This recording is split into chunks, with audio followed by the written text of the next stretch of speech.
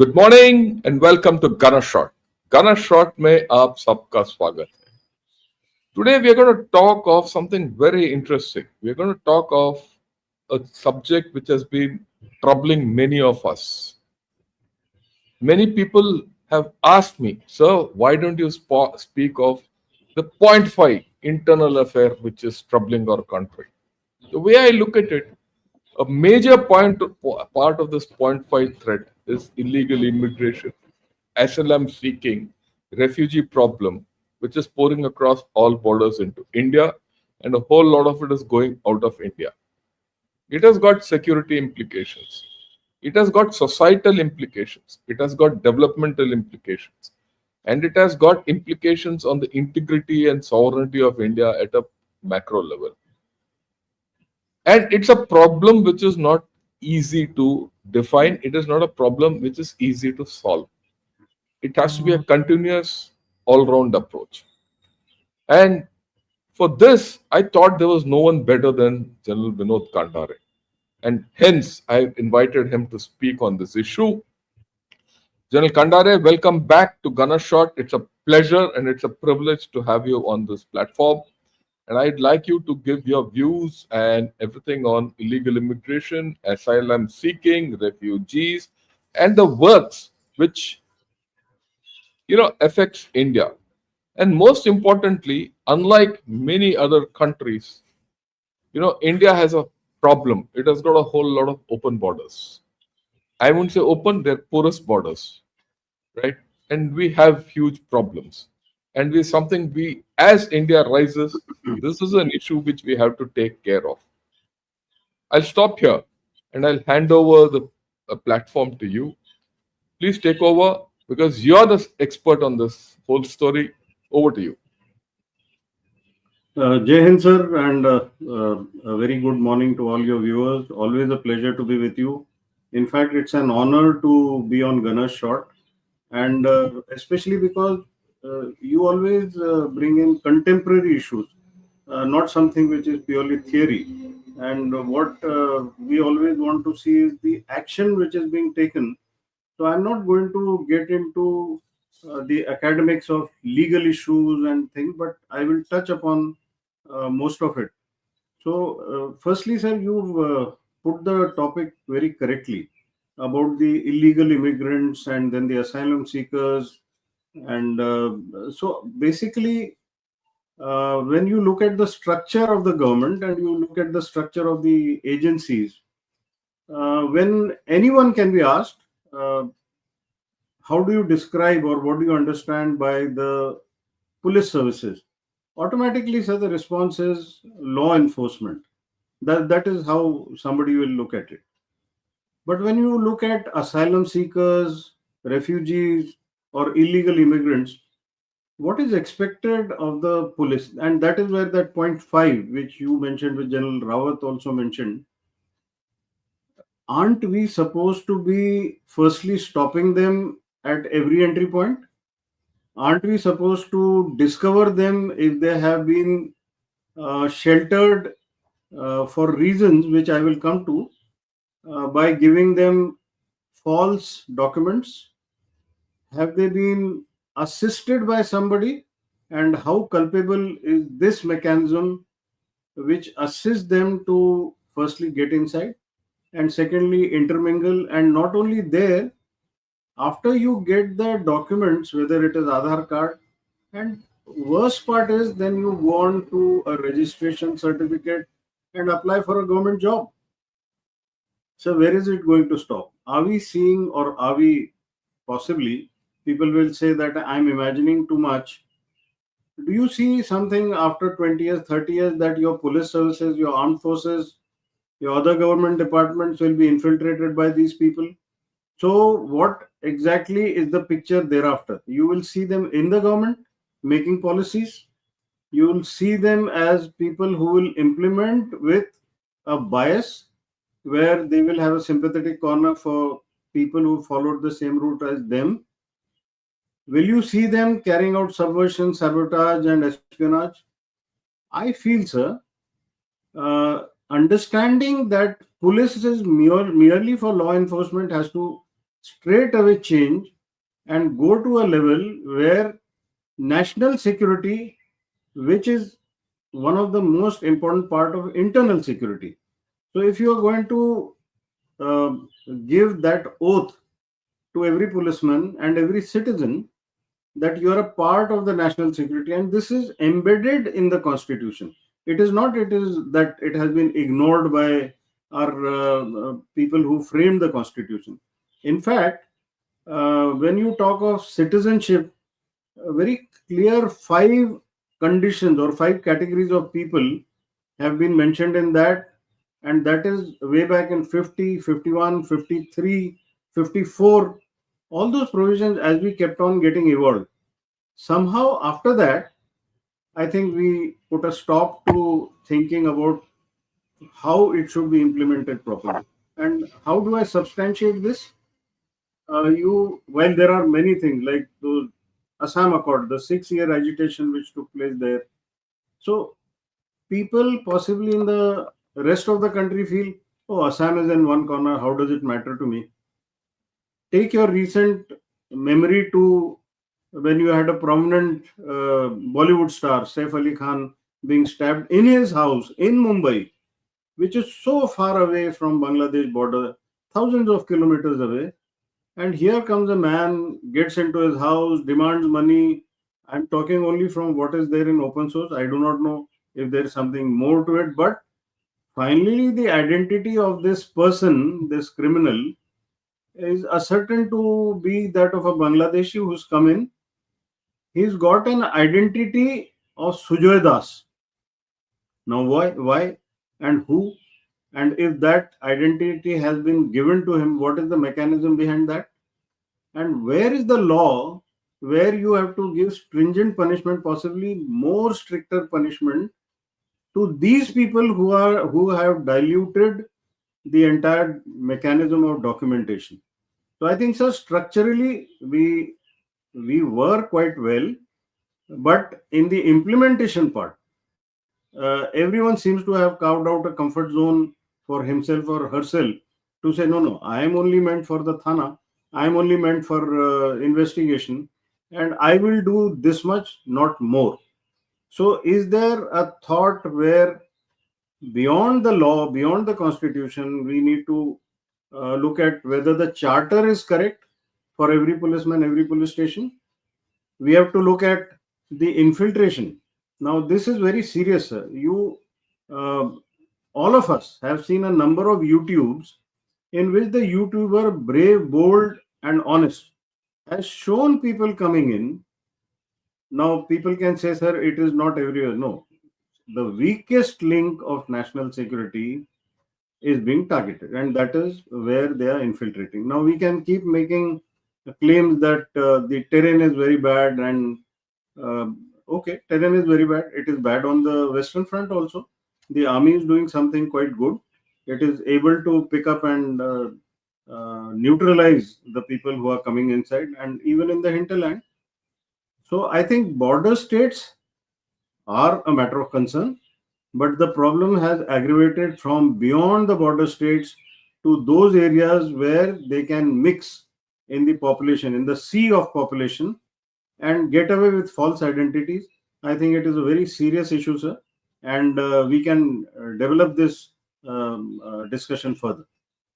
Yeah. Thanks for your opening remarks, and I go with you completely. Look, let the point which General Khandare brought out, and I think that's the fundamental thing which we need to understand. Is this business of illegal immigration, asylum seeking, and refugees and all that? Is it a law and order problem, or is it a international problem which you have to consider it from an international point of view or a translational point of view, right? And look at it as an erosion of your sovereignty, erosion of your territorial integrity, erosion of your constitutional safeguards. Because if a person from Bangladesh can attack an actor in Bombay, just think he's changed his identity, been been able to come fully across the country and do something. And I can give you a personal narrative about this whole story, but without the stabbing. But that's a different story. So there is something wrong with our system. If this is happening in Bombay, look at the demographic change which is happening in states like Bengal, Assam, and Tripura. The three states. If you go, I mean, those of us who have served in districts like Kokrajhar, Barpeta, and all those, or for that matter, Dinajpur, Malda, you go to Jalpaiguri and things like that. You'll see this physically with your eyes. You don't need imagination. There's no this thing. You have to just go around these areas and you'll see this effect of illegal immigration, a demographic change, everything happening. And that threatens our character, our national character. I think that is a very critical issue. And this doesn't happen militarily. It happens politically. It happens ethnically. It happens through religion. And these are the three vehicles which are, used by vested interests. And incidentally, these vested interests, we must admit, are not exactly on the other side of the border. They are on this side of the border. Okay. And hence, there is a thing which we need to wake up to. Look, asylum seeking is something which one can live with, because they're coming legally and saying, look, please let us stay in your country. You can examine or choose to let that fellow in or not. But what do you do about illegal immigrants? What do you do about refugees? It's a humanitarian problem. So the question is, do you really use it as a humanitarian problem? Do you view it as a law and order problem? Do you use it as a political problem? We see it as an international problem, as a matter of sovereignty? These are the multiple things which we have to look at. And the effects of democracy and the effects of change of demography. And sorry, I'm taking a little time, but I thought I'll explain an issue. Let me put it. Today, India is developing. And as we develop, we know our birth rates are going down. It's a fact. In developed states, the birth rates have come down. As a result, there's a paucity of labor in these developed states. And you look at immigrant labor, illegal immigrant labor to fill that gap. And today's illegal immigrant labor is tomorrow's citizen, enabled by our own very system, our own development. So there are many sides to this whole story, and I think we need to look at it very seriously. So I would like your views on all these issues which I've raised, Vinod. Please go ahead. So the first point which you said, this is a global problem. It has always been a global problem, and it is recently, I think, one very good thing that has happened is internet coming, and the gravity of the problem with social media has reached every possible citizen.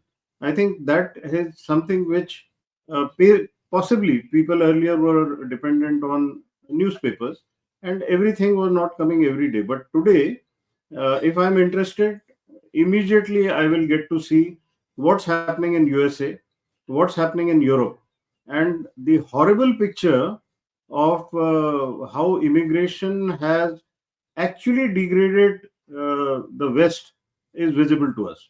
Now, it is possibly for some people to feel that it's a recent phenomenon. It is not, sir. Sir, in 1993, I was in El Salvador with the UN mission, and we were only two Indian military officers there. And I was in the capital, San Salvador, so I was in contact with practically every department there. And one day morning, I get a call early in the morning, and they said, "Can you come to the airport?" And they were speaking in Spanish, and I had learned Spanish. And I said, "What happened?" They said, "Somebody from your country seems to be here, and there's a problem." Out of that sheer concern for a countryman, I drove about 80 kilometers, went there, and what do I see? I'm not naming the community, but you know who are the ones who are always moving from India to Canada and to USA with that golden dream, not the passport dream, but the golden dream.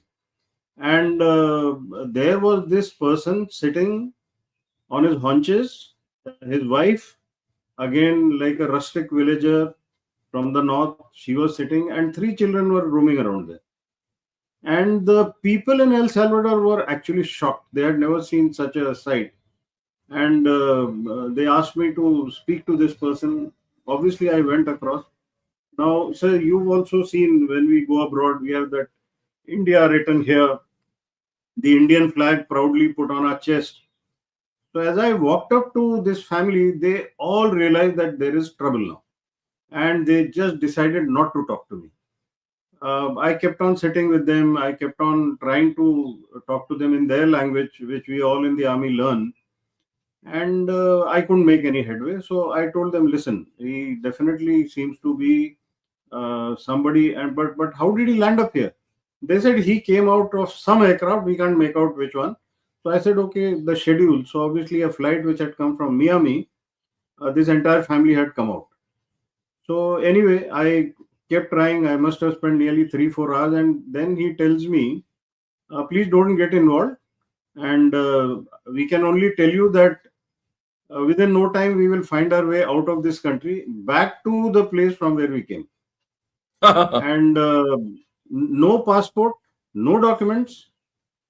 So I told the authorities there and went back. After 15 days, I came back.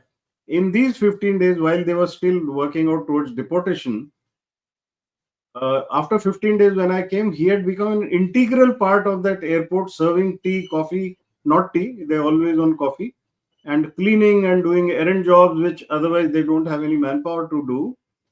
And he seemed to fit in very well. And so I spoke to our ambassador in Mexico, Mr. Nazareth, a very reputed IFS officer. And he was also surprised. We didn't have those mobile cameras, and also I had to take a picture, send it on fax.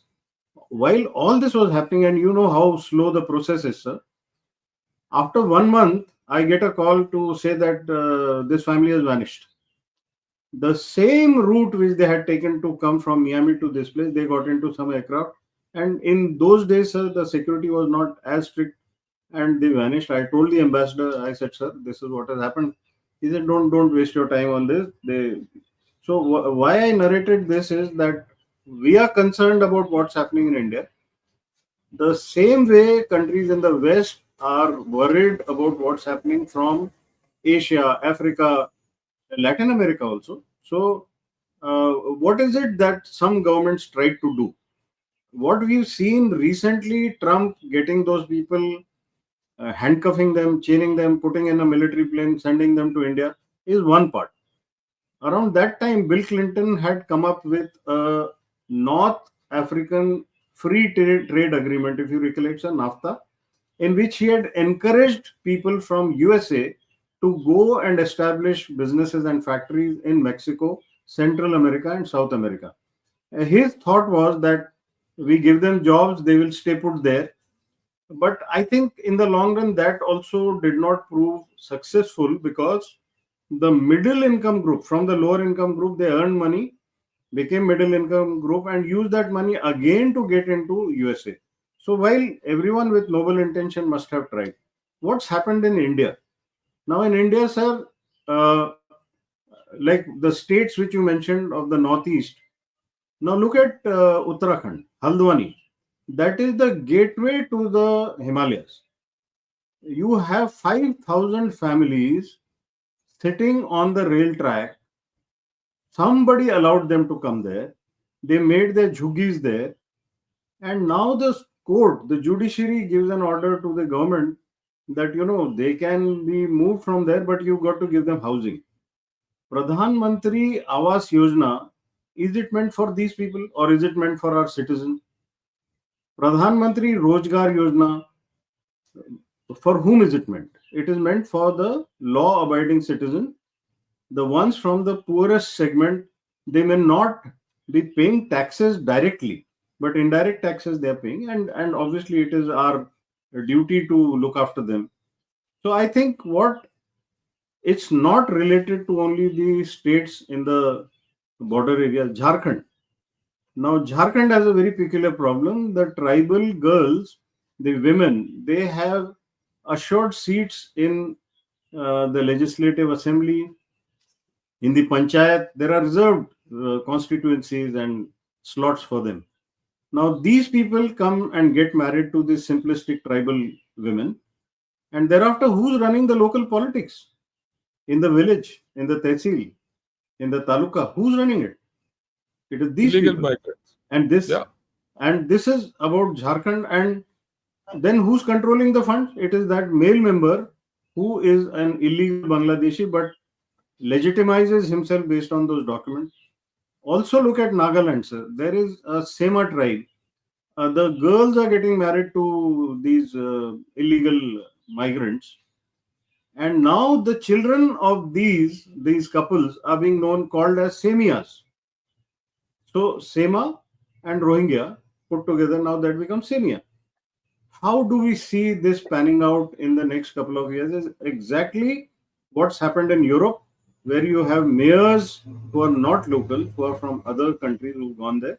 And especially after that Syria conflict, it was not only the Syrian refugees who were taken in, people from India, Bangladesh, Pakistan, even some from Afghanistan, they all trooped in. And Europeans thought they were doing a very noble deed. And now you see, sir, what is their condition? The people, the original inhabitants of those lands, are either cocooned in a particular area, because those areas which are populated by these people, it's a no-go area for even the police. I've seen it with my own eyes in Paris also. And I think if we don't want that to happen, I think every citizen here, and let's not leave it only to those people who are in the government jobs, but every citizen has to be person calling out or a whistleblower. And most of the cases, when you look at government employees, and we both have been government employees, fortunately it's not so in the armed forces, but rest of the places, the moment they get into government job, it is not do much. There would be some exceptions like this, but even if he's a beat policeman, he will not inform anyone, because he has to settle there, he has to marry his kids there.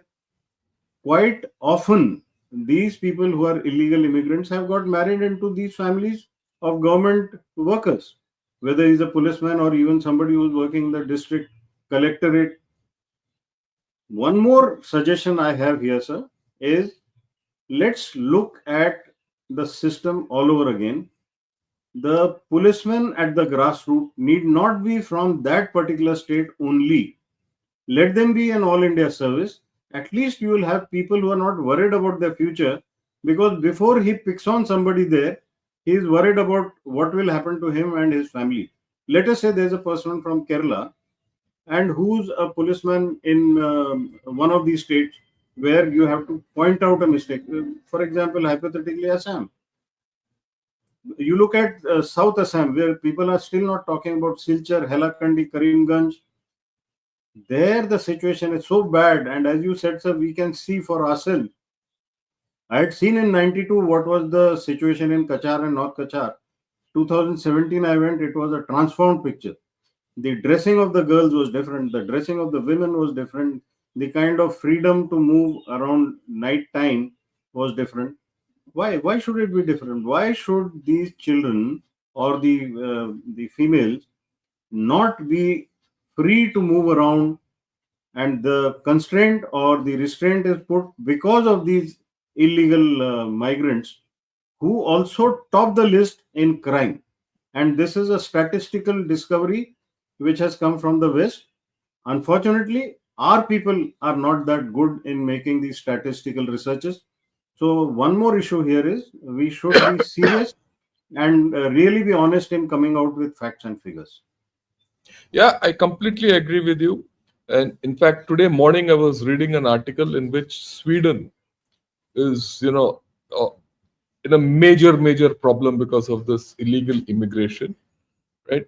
And violence in Sweden and the crime rate in Sweden has gone up huge, and they're having major issues. I mean, just today. And we are very clear now, where does illegal immigration, asylum seek, I wouldn't say asylum seeking, but refugees and all that come from? Comes from Bangladesh. Let's be very clear. When there's no harm in putting it, because we have to face the situation. and it is Bangladesh. And let us look at it from a little different view. Why do people from Bangladesh come out here? One is one is this population. Their population is overflowing, and second, there are no opportunities there. They don't have life there. They have an existential problem or a subsistential problem, whichever way you look at it. So they have to get out. There are no jobs there, no nothing. So how do you tackle it?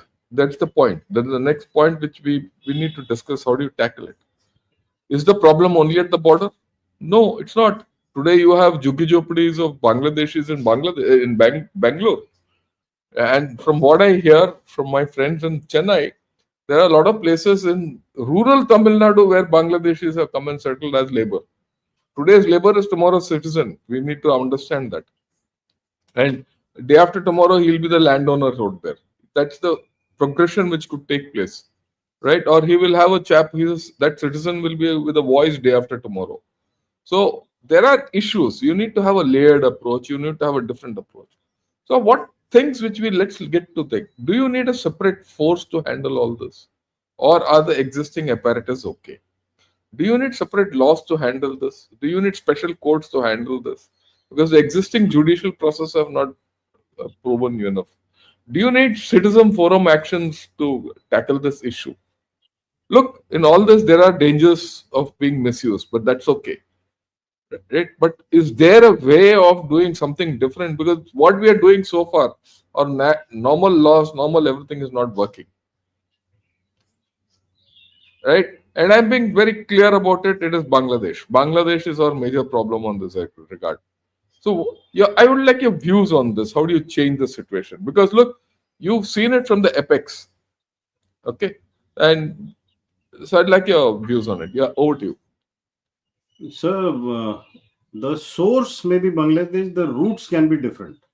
Yeah, So, there are some people coming even from Nepal because they find just crossing over that Siliguri corridor, getting into that area, and then Bangladesh has the Nepal people with India have a different relationship. So, we will not go into the roots. The roots can very well be crossing the border, crossing two borders. It can also be coming on a visa and not going back. So finally, when what you said, do we need laws and do we need a separate force? I think we need both, sir. And the reason is you leave it to state politics, the electoral vote bank agenda. Everyone seems to be, at least the political party, maybe there is an exception, but in their manifesto, there is only one political party which said that they will look for these illegal migrants. Now, at least it is there in the manifesto. And how much of action has been taken? How much of action is possible without creating a political harakiri? That is also a reality which we have to see, sir. There are states which have opposed even a PIL put by a genuine citizen to say that, see, this has to be controlled. There was a PIL, and the Jharkhand government went against it to say we are doing enough. So that is where, how much is enough? We need separate courts. Yes, sir. We need separate courts. We need separate law. Yes, sir. We need separate law. We need people. The way NIA looks for people who are looking from foreign countries for terrorism. So NIA is focused on that. I think this illegal migration is too serious a business, and it has to be done. Now, who will do it? Again, I come to the same point. Please do not go by sons of soil concept only. Make a hybrid model. Make a model where there are sons of soil in that force, but there are more number of people from outside. So we've all done operations in Northeast. You know how when we do operations along with, say, Assam Rifle, there are people who are from that area. We have a method where they are the ones who lead, and rest of the action is done by people from the Indian Army from other states. J&K, when JK police is assisting us, we don't expose them to, we don't throw them to the wolves, sir. We don't let them get hurt because obviously they are human beings. So I think a separate force would be a good idea. But selection criteria, training, cannot be run of the mill law enforcement. It cannot be. While they have to be very good in knowing all the laws of the land, yes, but special focus on how to deal with these who are illegal immigrants, maybe even illegal refugees. In the sense, there's nothing known as illegal refugees, but there are people who masquerade as refugees, but actually they are not. And also, how many of them have got into the system? If you are not able to discover these people who are issuing false Aadhaar cards, uh, uh, getting into the helping people to bring them across, and then settling them within a week. Within a week, sir, if they are getting voter ID and Aadhaar card, I think this is a bigger danger, because this system, for few pennies, because of corruption, it has possibly the person has not understood what kind of anti-national activity he is doing. But I think that force should also look at this part. Special court, I have said, law. I don't think, sir, this law applies so seriously to the people who are making false documents. Those who are ensuring that even the political parties or the political leaders who are patronizing them, I think this law and this force also should have an outreach towards that. So if we are able to correct this, then the demographic kind of change which is happening, which will change the governance and which will change the politics of the nation, has to be stopped. And we should learn a lesson from what's happening in the West, who never took it seriously. And now you look at UK, practically every place where they have this population, the mayors are from there. You look at even Trump getting absolutely horrified that they're going to have a mayor from such lot, Ireland, minister from such lot. So, what your statement that an illegal immigrant today is a citizen of tomorrow and will be a political leader or a government official tomorrow. So, we have to stop it, and we have to look at every nut, bolt, and every square inch of this territory. It cannot be only in the border states. Judiciary also needs sensitization. Even lawyers who take up these cases for a fat fee, who's funding them? There are organizations which are funding this. What is our outreach or penetration into their source of funding? So that is the reason, sir. It's a very serious issue. And I think a separate force, separate mechanism, separate training, separate education, separate monitoring, and fast track courts. Unless we do that, sir, we are only postponing this problem of today or yesterday to day after tomorrow, and that day after tomorrow never comes. Yeah, I completely agree with you. I would also, an important point which you brought out is this business of or system. You see, one of the things which is broken and which is handled or how penetrated very easily is our system. Our system is weak. And what is the system all about? Is the system only about ensuring that people don't cross a border or penetrate a border, or is the problem of ensuring that the system is not only penetrating border but penetrating your identity system? Because at the end of the day, if a chap has to become legal in this country, he has to have a identity. So the system is the identity also, and then handling the things in between. I think if you can handle these two seriously, right? Leave the politics. Politics will happen. You don't have a choice on that. But the politicians. It doesn't matter which party you are from. Across the board are greedy, and they're like you rightly said. There, it's all vote bank politics, and they will, right? So the only way we have to do is strengthen the system.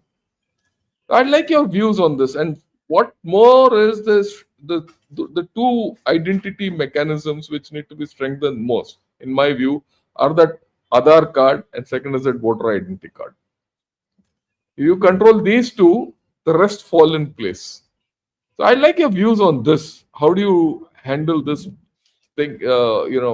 Ensuring or rather minimizing, put the fear of God into it, whichever way you want to put it across. Yeah, put it across. Yes. So, one of the things where the easiest way to reform a system is to go by use cases.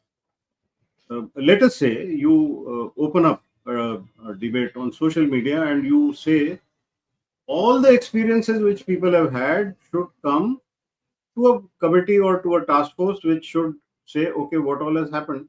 Like what you said, Aadhaar card, voter ID, I will add another one is the passport.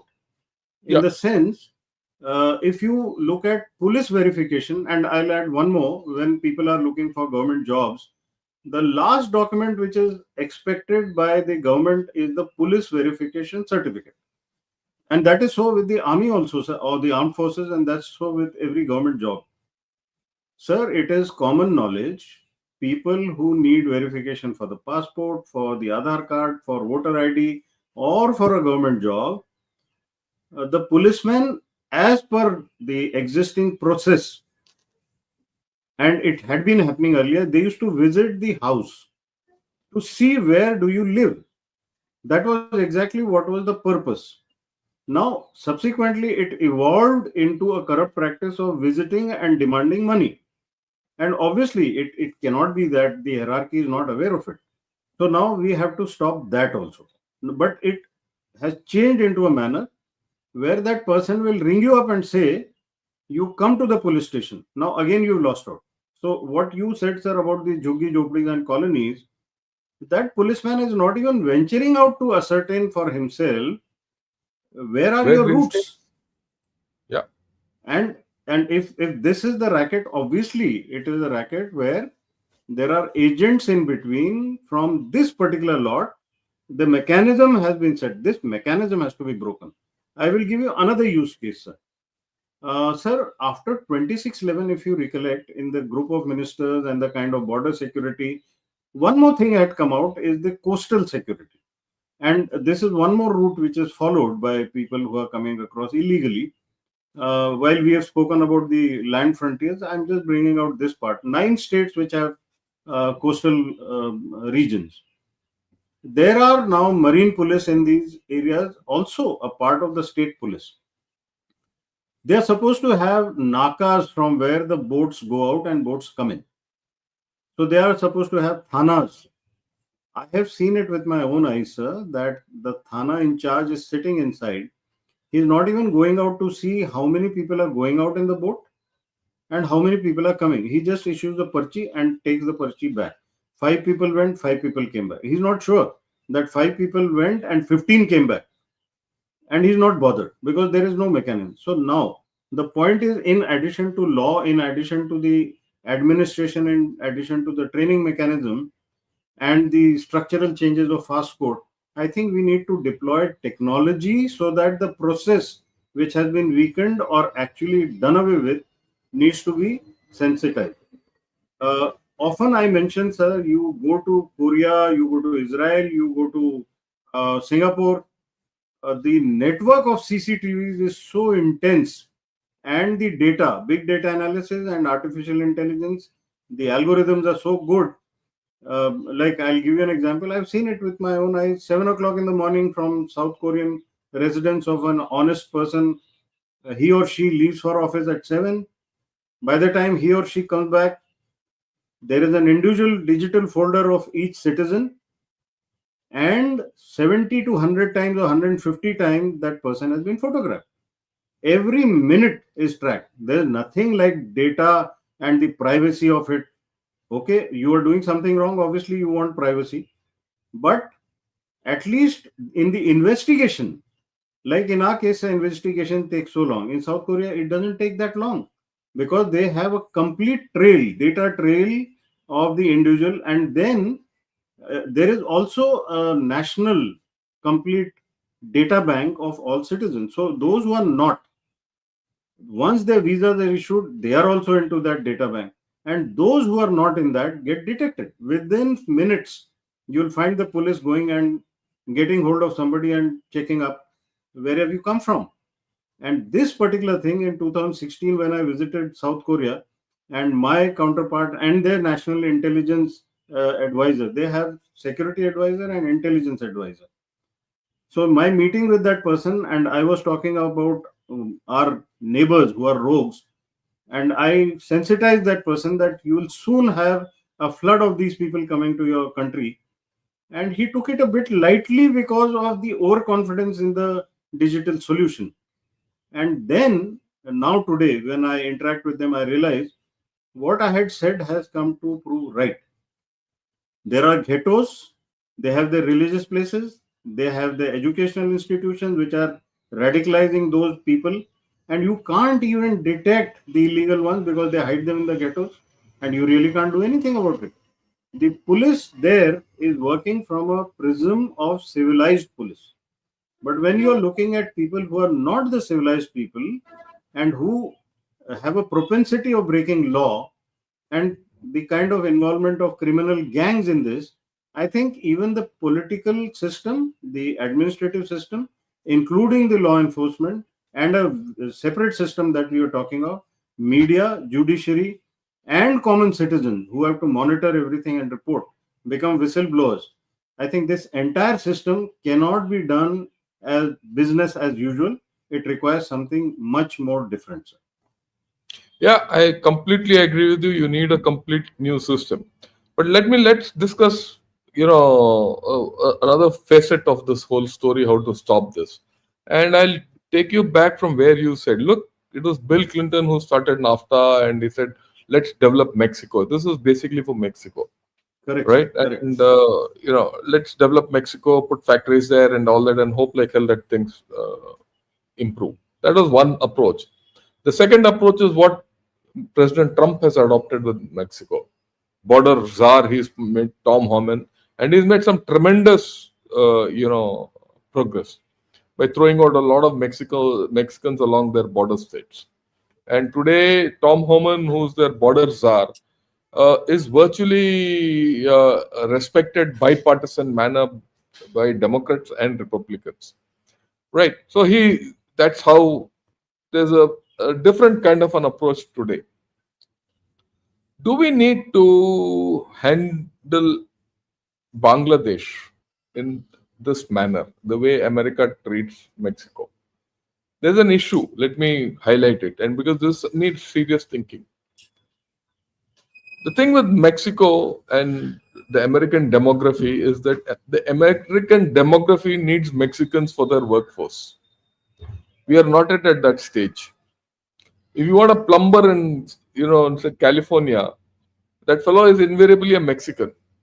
And most of the time in absolute border cities like San Diego and further south, which are very close to the border, that fellow comes in the morning from Mexico and goes back to Mexico by evening. That's the kind of dependency which they have. We don't have that kind of a thing. And they have a more, probably Mexicans are more civilized and more very clear on, in the way they approach things, maybe more developed than Bangladesh. We have a peculiar problem with Bangladesh.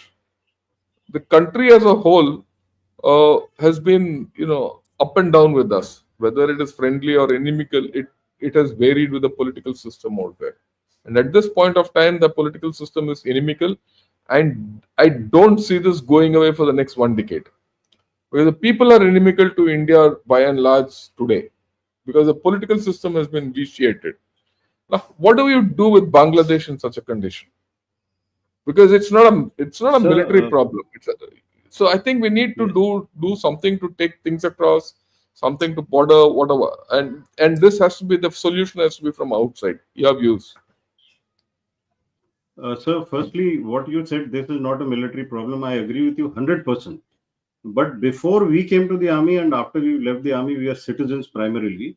And as citizens, our duty and our concerns are to the nation. And initially, you had mentioned national security, national growth. So these two things are also important, that when you have unwanted people, in the sense, USA, Europe wanted people for work. We don't want people for work. We have people for work, whether you come from Bangladesh or any other country for that matter. But there are things which are going wrong, in the sense, if your local population has got so many subsidies that the necessity and the urge to work has reduced. Then obviously you have standing crops, but no one to go there. You have real estate or the kind of infrastructure, buildings, roads. Contractors need them. And then the KYC which is done is the responsibility of the contractor, and he makes use of the system because he gets laborers at a very cheap rate. And that's exactly again that system which has got spoiled.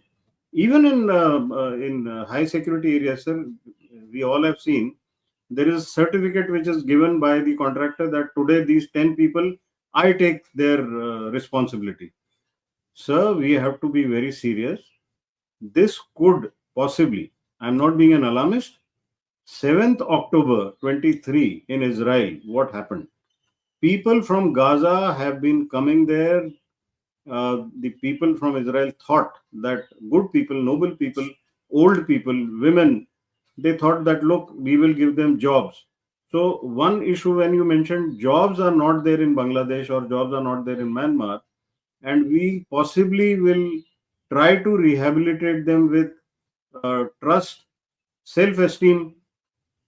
If you get a radicalized lot, sir, the cover is of behavior and attitude which can fool a decent person from our civilizational background. And that has happened in the past also, sir. We used to have Dharma Yudh. And then suddenly we were confronted with people who had no norms, rules, ethos, and they were looking at women, property for plunder, rape, pillage. So here the question is, when we are looking at people coming from Bangladesh, whichever route, we have to be very clear that this blind trust or that feeling that, oh, just one person who's working in my house as a maid and I have nothing to do with it is not going to work. The responsibility of every citizen, because this is not a military issue, this is a whole of nation approach, this is the whole of nation responsibility. And it doesn't stop, or it doesn't start and stop at a parliament, it doesn't start and stop at a police station, it doesn't start and stop at the border fencing. It comes right into my doorstep. If I am not very serious about KYC, and if the police is not very serious about KYC, then and be sure about it, sir, they have an agenda. Now, many people have said about Ghazwa Hind.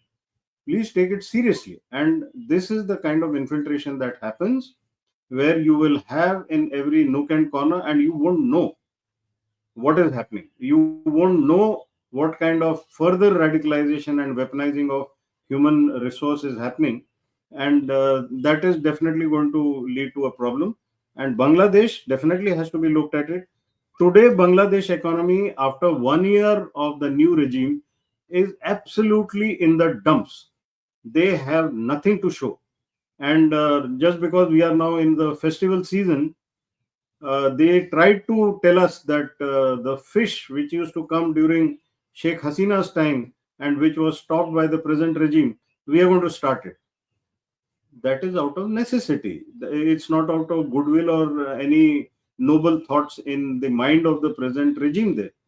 So let's not go get fooled and look at them with a prism. No, no, no. Every human being is good.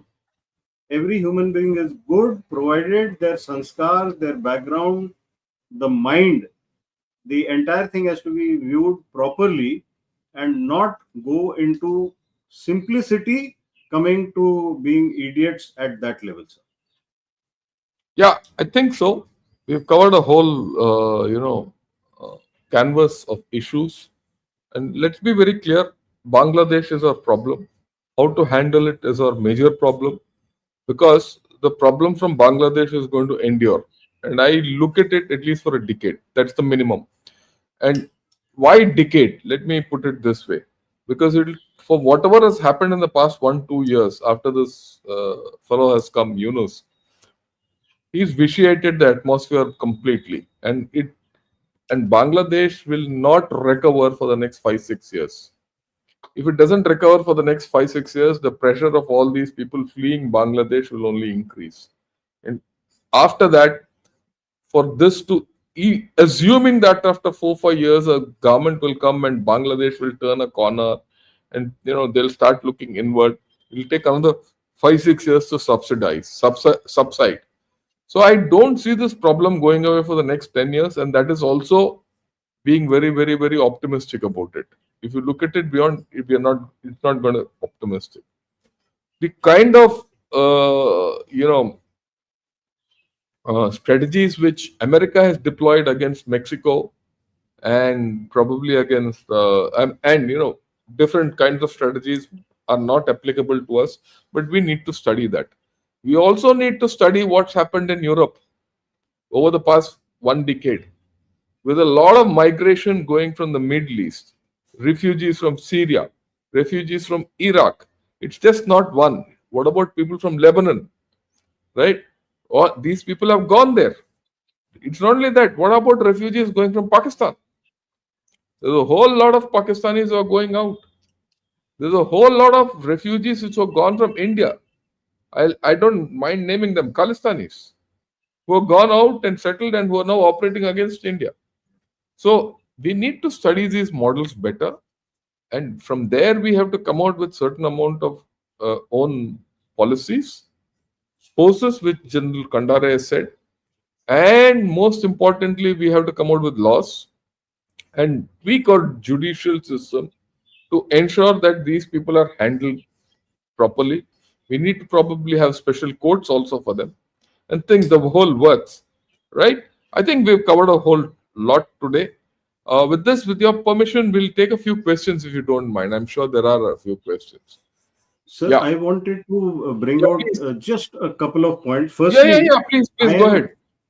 I'm actually appreciative of the YouTubers because they have gone and highlighted those people where a normal district collector would hesitate to go, where a beat policeman has never been going.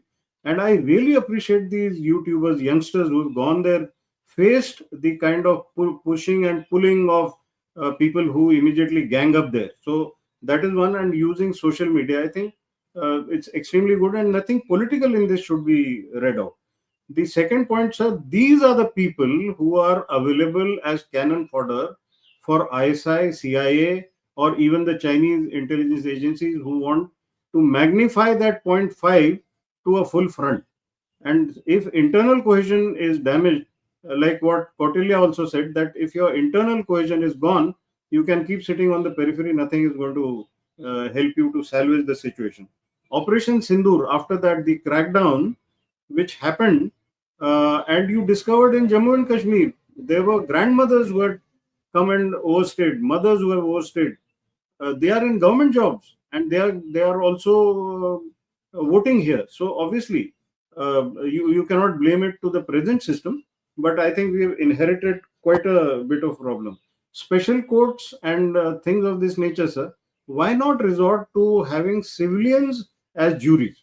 Because if you look at the judiciary, there has to be participation in some sort where, okay, you have to have an independent judiciary, but why not have juries where prominent citizens and their identity is preserved? Otherwise, no one will want to come in that particular form. So I think with that, so we can take questions. And Yeah. I just thought I wanted to add a few of these things.